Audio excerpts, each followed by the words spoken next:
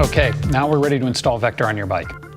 Before we do so, I want to spend a couple minutes talking about the pedal pod and washers and the potential need for washers. If you recall from an earlier segment, we talked about your Vector including a set of washers.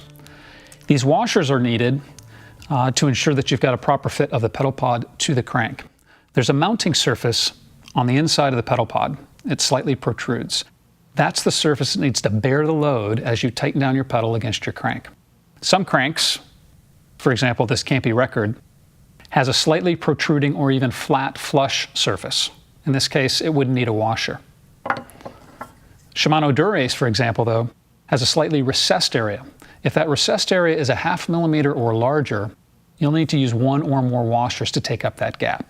For example, holding the pedal pod up against the Cambia, I can see that I've got a nice gap there as I hold it flush to the crank between the pedal pod and the crank. And I know that that load is going to be on that mounting surface.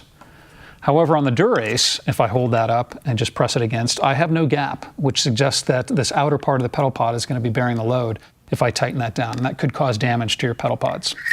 So in order to take up that gap, we recommend starting with one washer to see if that's sufficient. If not, then you may need to go to two. The order is start with your pedal, then your pedal pod, and a washer. And the washer goes on the inside of the pedal pod, not on the outside. If it goes on the outside, if you put it on the outside, you could damage your pedal pod. And then we tighten the pedal down on the crank.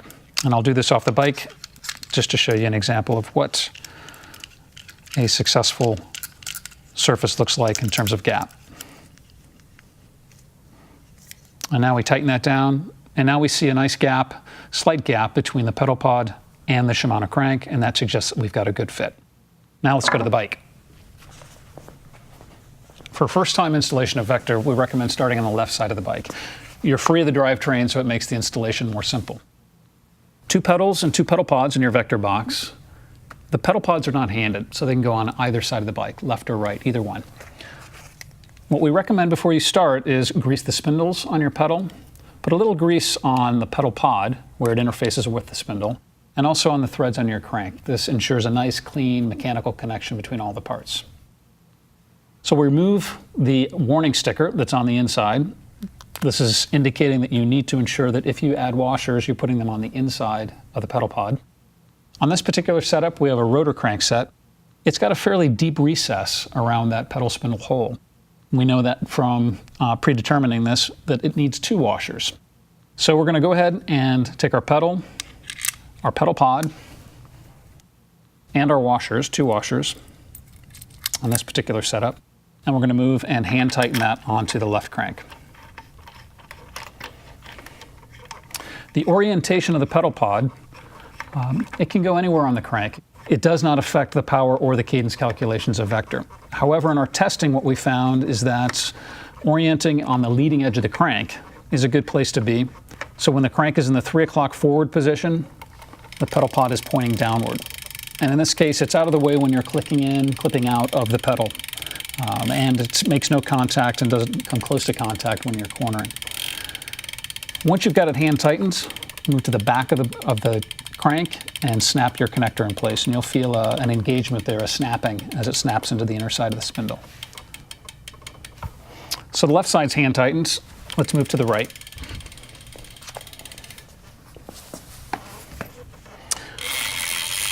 So like the left, pedal pod, remove our sticker,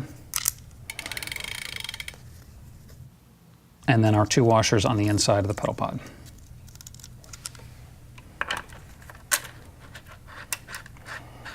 And once again, hand tighten down. And then we get ready for the additional review on this side, which is the clearance once the pedal pod is in place. If you recall, one of the first things we checked was to ensure that we had good clearance between the crank and the chain. So I've got it hand tightened. Snap the connector in place. And now I move the crank once again back with the chain and the large chain ring in the front and the small cog in the back.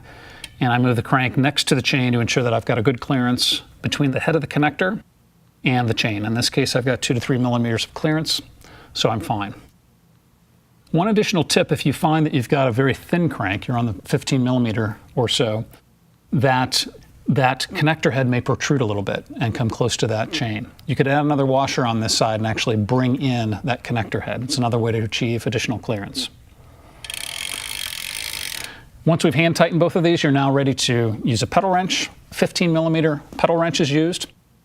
Garmin recommends 25 foot-pounds of torque or 34 newton meters. And hand tighten those, achieve a nice firm tightening of the pedal, but not over tightened. Pedals don't need to be over tightened. And if you'd like to use a torque wrench to achieve that exact 25 foot-pounds or 34 newton meters, by all means do so. And now that we've got it installed, Vector's on the bike, we're ready to go to the next step and pair it up to a Garmin device.